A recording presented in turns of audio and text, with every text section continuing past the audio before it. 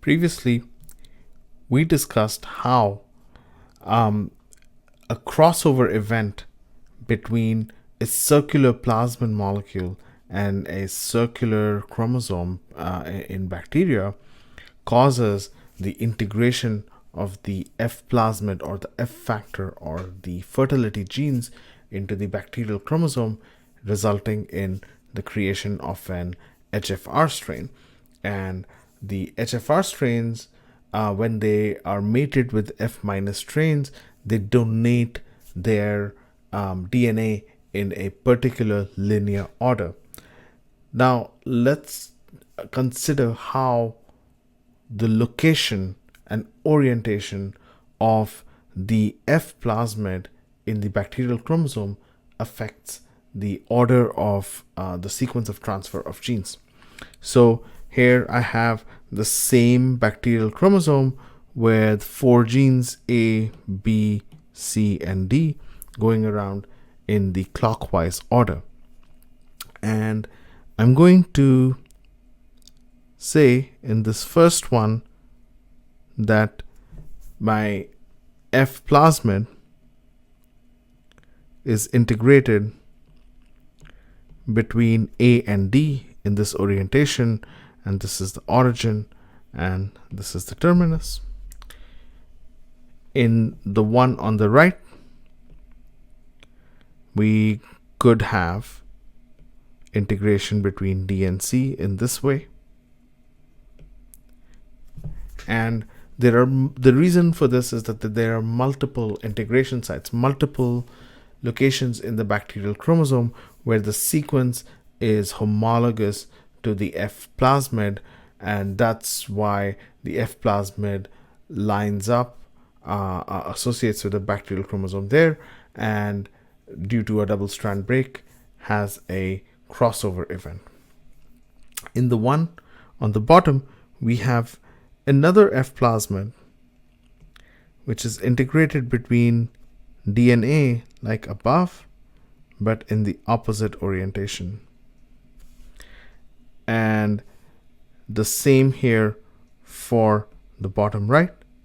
We have the F factor, the fertility factor, integrated between C and D, but in the opposite orientation to the gene, to the chromosome on top.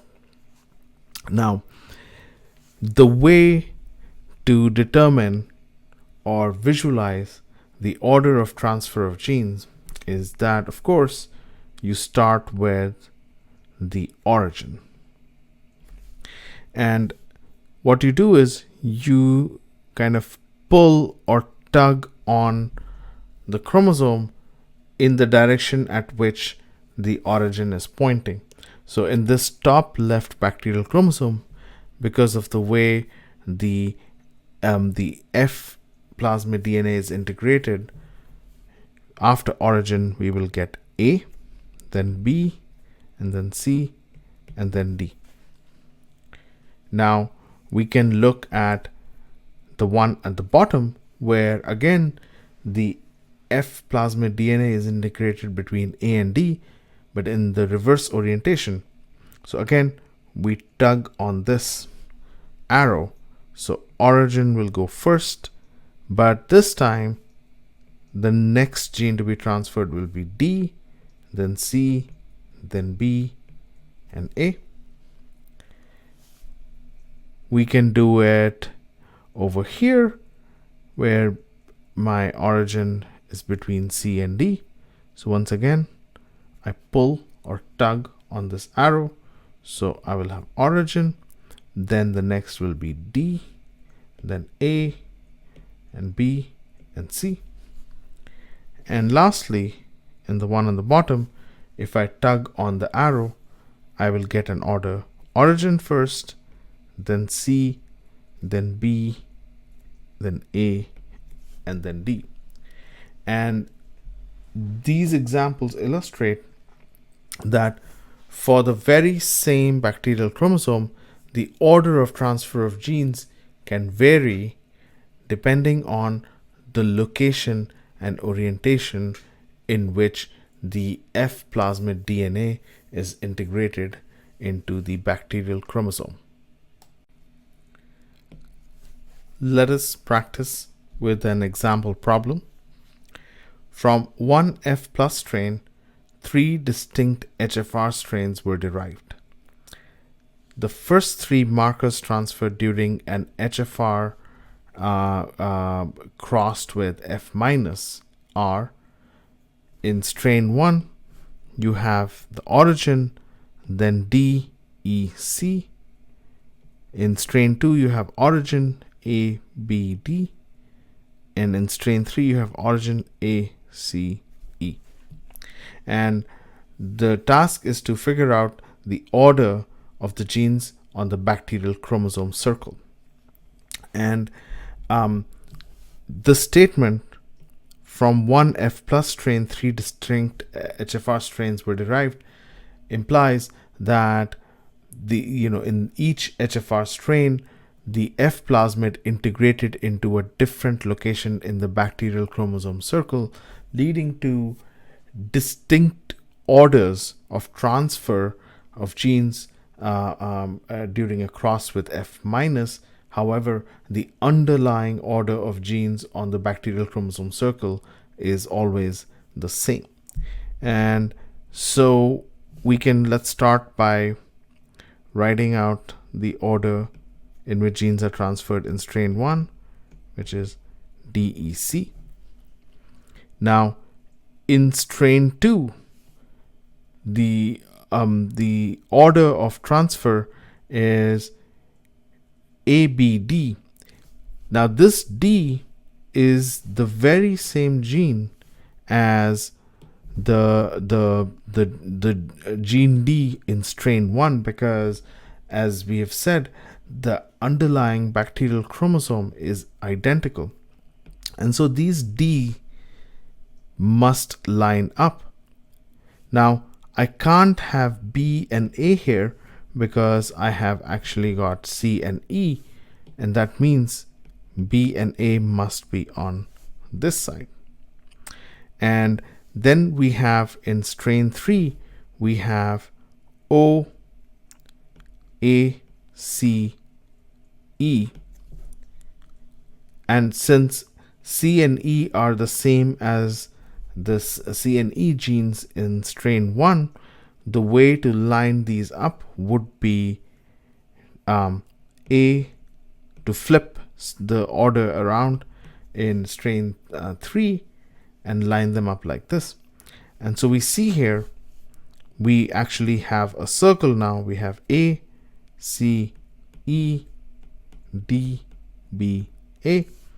And if I had to draw out the shape of this bacterial chromosome circle, I would have A, C, E, D, B, A. And in these kind of problems, it's really just a matter of lining up or aligning the different sequences, which can be done by finding genes that are common and lining them up. And sometimes, since the orientation of the F plasmid can reverse the order of transfer, we may have to flip the genes around, as we did for strain 3 in this example.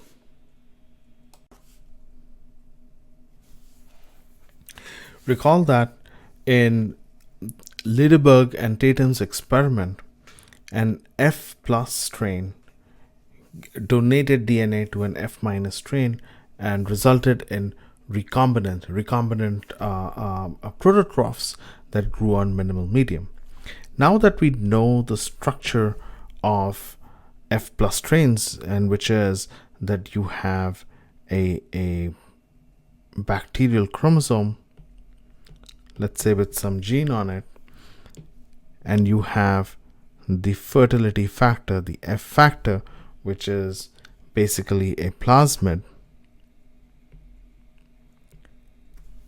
that carries all the fertility genes on it, it is in fact surprising that F plus strains can actually give rise to recombinants, because what F plus strains will do is, or F plus cells will do is, they can donate the F plasmid or the fertility factor to F minus cells, but they cannot actually donate the DNA from the bacterial chromosome to F minus cells.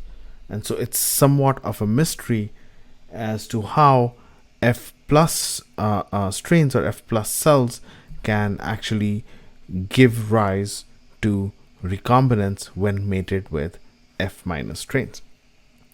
Now, we also know that this F plus cell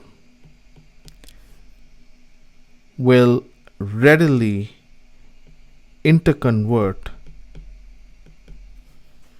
into a high frequency recombination cell or HFR cell, where now the F plasmid DNA or the fertility factor is integrated into the bacterial chromosome of the cell. So here's your F factor, and here is that gene A plus.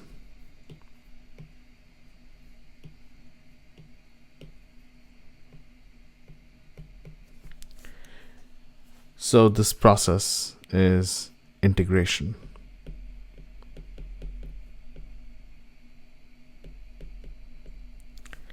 And it is in fact this HFR cell that can give rise to recombinants. And so this HFR cell can undergo, because the bacterial chromosome has all the fertility genes, it can form pili, and it can undergo rolling circle amplification, rolling circle replication to transfer DNA, the bacterial chromosome DNA, as well as the fertility factor DNA into the F minus cell. And let's say this F minus cell is A minus, but our HFR cell is A plus. Then we can have a crossover and create recombinants. Therefore, in an F plus strain, the F plus cells cannot actually give rise to recombinants. However, an F plus strain has two types of cells. It has F plus cells and it has HFR cells. And the F plus cells can interconvert. They can convert into HFR by integrating the F plasmid DNA into the bacterial chromosome, or they can convert back into F plus cells. Secondly, we know that crossovers are rare events, and therefore, even though you will have HFR cells, they are going to be quite rare. In fact, for every 1,000 F plus cells where the F plasmid is episomal and it is not integrated with the chromosome, you have maybe one HFR strain. And that is why HFR strains are bacteria where all the cells are HFR, where all the cells have the F plasmid integrated into the chromosome. That's why HFR cells have 1000x potential more likely to create recombinants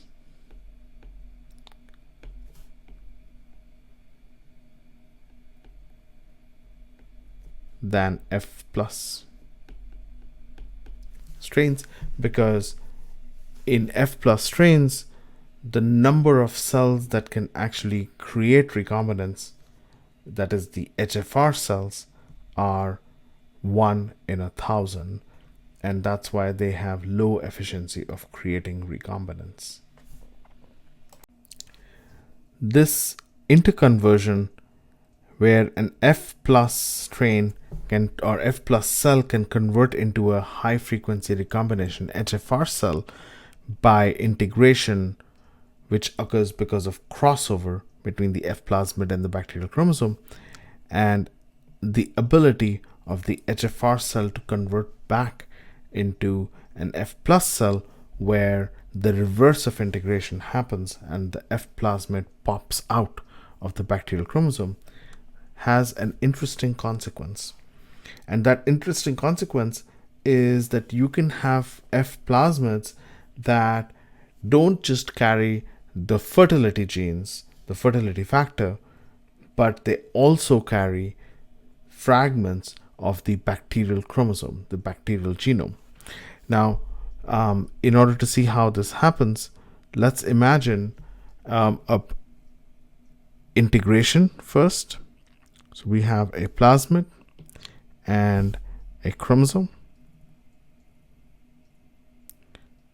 and we can have integration, and there are many locations on the bacterial chromosome that are integration sites. So maybe this is an integration site,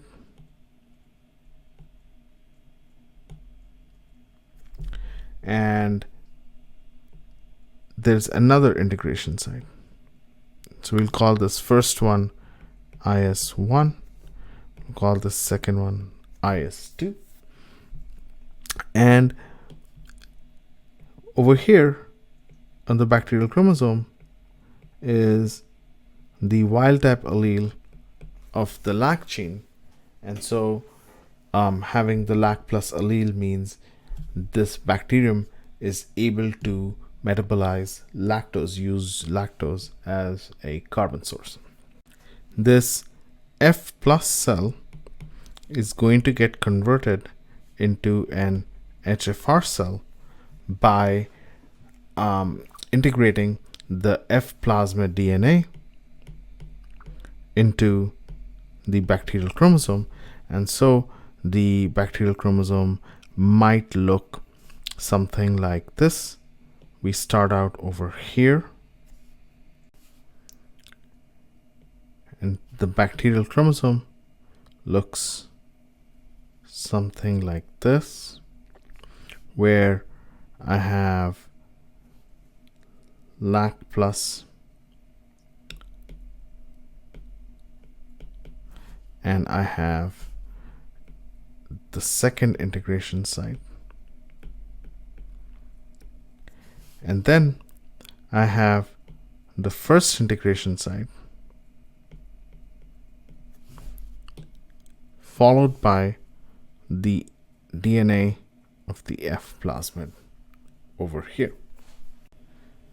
And this F plasmid also has integration site 1, and that's how it got integrated in the chromosome in the first place, because there was a double strand break, and the homology between the integration sites on the F plasmid and the chromosome was used to repair that double strand break, leading to a crossover and the integration of the F plasmid.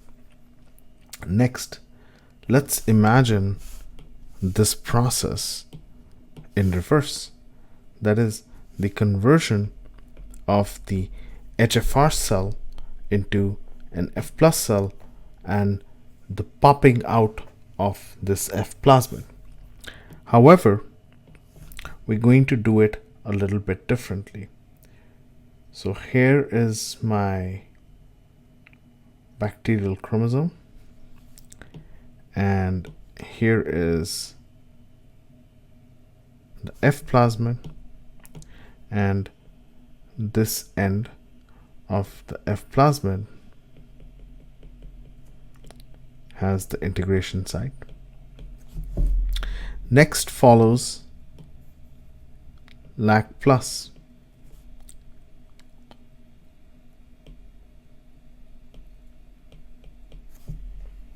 Followed by integration site 2.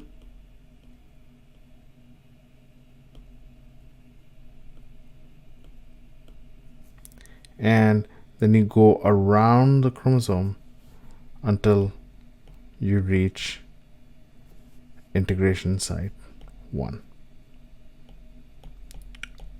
So in this conformation, since there are multiple integration sites, the double strand break is not going to be repaired by the integration site on the F plasmid, but instead by the integration site on the bacterial chromosome. And what that means is that once the crossover is done,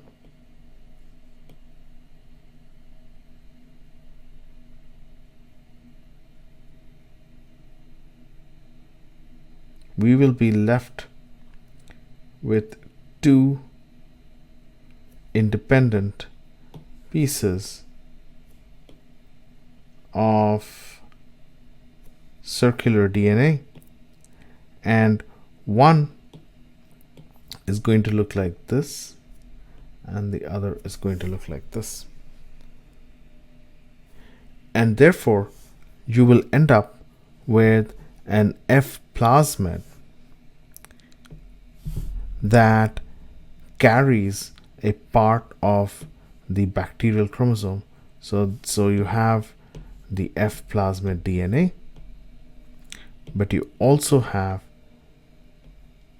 a little fragment of the bacterial chromosome.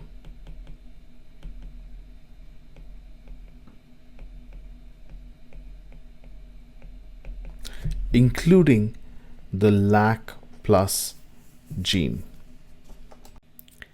And this modified F plasmid, now that the one that now carries a fragment of the bacterial chromosome, is denoted as F prime, and this particular plasmid will be written as F prime lac plus, since it has taken with it the lac plus, the wild type allele of the lac gene from the bacterial chromosome into the F plasmid.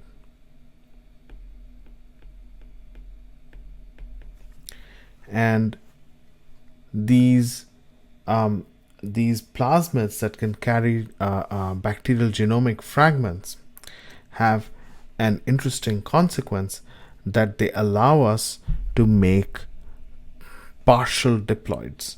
Okay, and so let's say I have